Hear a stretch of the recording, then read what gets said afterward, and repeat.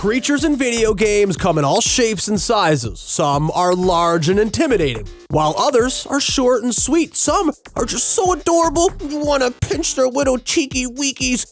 We're human in the end, so sometimes we sit down and we wonder what they taste like. Come on, we're not the first ones to mention it, but there are some cute critters who we think would make the best meal. Before we begin, don't forget to hit that subscribe button and ring that bell to become a part of our notification squad. Also, we want to give a shout out to Sir Jalahad for recommending this topic. Now, let's dive into the top video game creatures that are good enough to eat.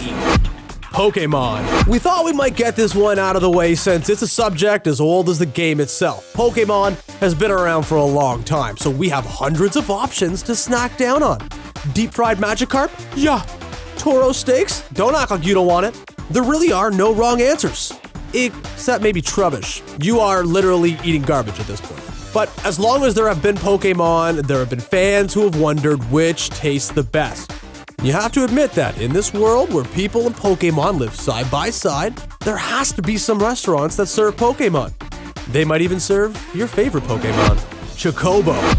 Ah, yes. One of the many mascots of the Final Fantasy series. First appearing in Final Fantasy II, these flightless birds have been used for everything from racing to traveling to dancing.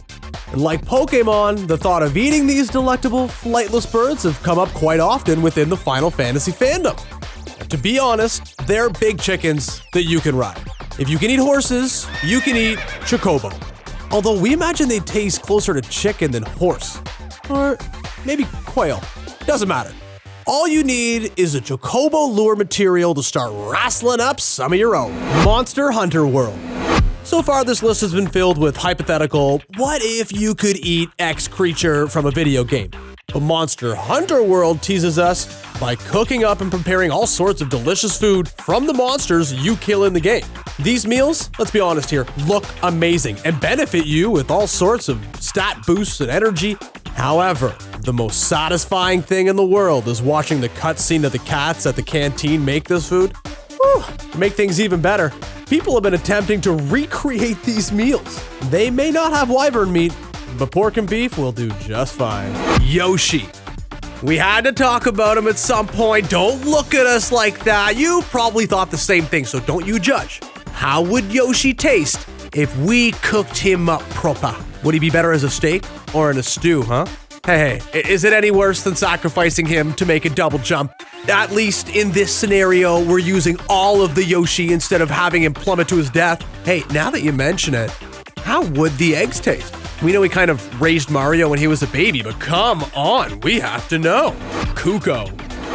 Okay, now let's move on to something that more closely resembles actual food, the humble cucco. The chicken that has been featured in nearly every Legend of Zelda game. There's nothing special about them simple creatures. They're literally chickens. So we guess the only challenge in grabbing these guys is, well, grabbing them. As any gamer who's played a Zelda game would know, if you hit the cucco, you get the flock. So yes, try and grab one to cook one up, but be prepared for the fight of your life. Because the other cuccos, they looking for you. They gon' find you, I'm letting you know now. Waddle Dee. Kirby is a bright pink puffball who's been sucking his way into our hearts. Lately, it seems Kirby's relying less and less on his devouring powers and making friends with former enemies. One of the enemies is Waddle Dee, minions of King Dedede who have done their king's bidding for well over a decade.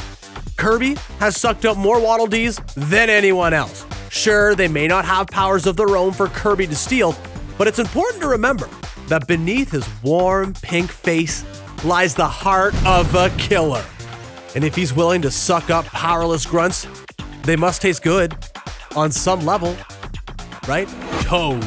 Now, we would not go around eating all of Toad, just the mushroom head. And there's been a debate about whether the cap on Toad's head was part of their head or a hat. Now, in the Super Mario World cartoon, it's revealed to be a hat. But recently, Nintendo confirmed the Toadstool half pints do in fact have mushrooms for heads. So, are they shiitake mushrooms or portobello? I guess the only way to find out is to take a big bite out of one, huh? Let's just hope that they're edible mushrooms and not poisonous. Or psychedelic ones, man. Meat Boy.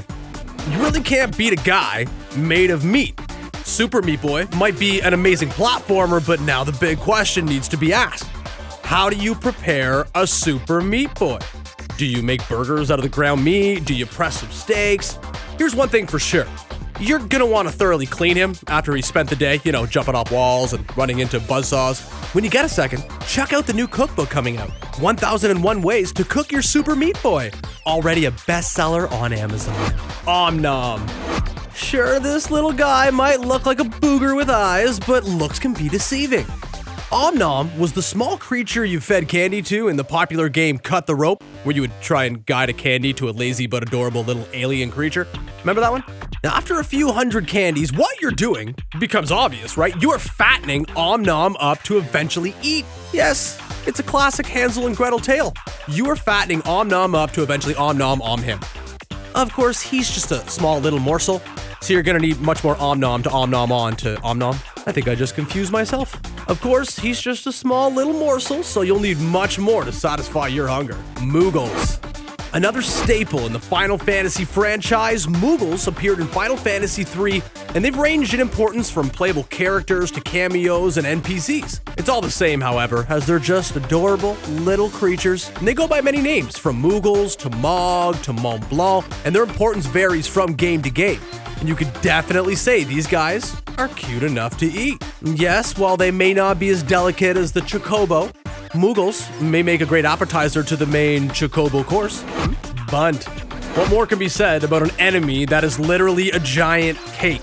And normally, cakes are inviting pastries, usually made to celebrate something. However, Bunt from Super Mario RPG isn't here to celebrate anything except your doom. This boss fight can be a little tricky to the unprepared, and instead of dining on red velvet cake, he will eat you.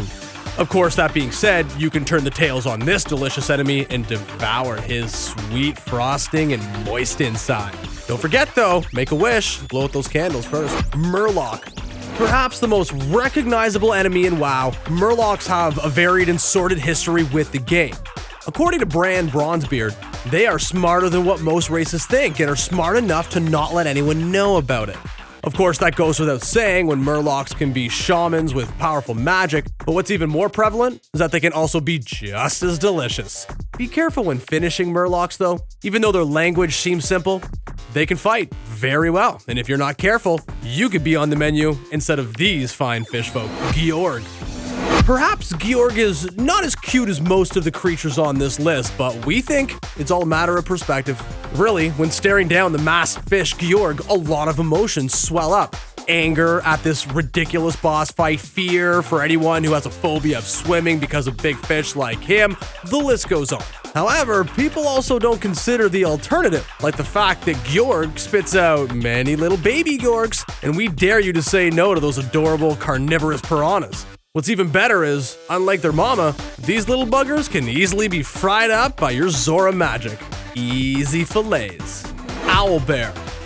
Sometimes the cutest creatures are not always smallest. The owlbear is just what it sounds like, a bear with an owl face. Don't let that fool you though, because these creatures will not only maul you with their claws, but also peck you to death if you're not careful. These Dungeons & Dragons staple monsters may not be the smartest, but they can deliver a wallop if you're not careful. When they're not tearing you apart, they can be quite adorable and delicious. Hey, it's D&D. It's either the owlbear or eating your goblin sorcerer, geezer rabbits. We've talked about a lot of Final Fantasy creatures on this list, but only because talking about Pokemon would take several hundred lists and we ain't got that kind of time. In Final Fantasy XII, you can find these adorable little things called geezer rabbits. Oh, look how fluffy and cute they are. They even heal, and they give your party special stats. Why would anyone want to hurt these guys? Well, have you ever had rabbit? It's pretty good. Sure, they might help you out in a pinch with your party, but they could also feed your party, huh? Serving a nice little dual purpose. 2 birds, 1 stone. Whispy Woods. The apple doesn't fall far from the tree. Whispy Woods has been a mainstay in nearly every Kirby game. This tall tree's been dropping apples and spitting at Kirby since the beginning. But have you ever asked why? The tree itself doesn't appear to be a hostile entity. Come to think of it, most enemies in a Kirby game don't look like enemies at all. But we do know one thing. Evil tree or not, he seems to have a limitless supply of crisp, delicious apples. Apparently, they are firm enough to hurt, as they are one of the main ways to damage them. Damn, talk about a crunch. Imagine getting killed by an apple. It's a bad way to go. Cactuar. Now, I know what you're thinking. Eating a cactus seems like a dumb idea. Well, it is if you just bite into it. Like a coconut, cacti have edible insides, and cactuars might be prickly and pointy on the outside, but could save you some nice pulp you can eat on the inside, plus some water. If you're traveling in the desert, it pays to run into a cactuar. They might be holding enough water to help you survive the scorching hot weather. Well, if it's not hallucinogenic cactus juice, that is. It might quench your thirst, and it might also send you on a trip. Whee! Goombas. Well, you knew this one was coming up. The Goombas, the classic Mario enemy, the first one you see when you boot up a game. Why do we have to needlessly kill these little guys? Sure, they're the first thing we see, and if they touch us, we die. But do we have to kill them just for being in our way? Of course we do. That's the whole point of a video game. Crush everything in your path.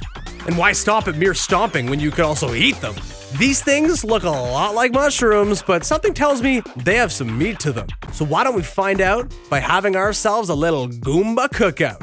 And those were just some of the cutest creatures that we think are good enough to eat. What do you think? Did this video make you think more about the delicious critters in video games? Let us know in the comments section below. We'd like to thank Sir Jalahad once again for suggesting this video topic.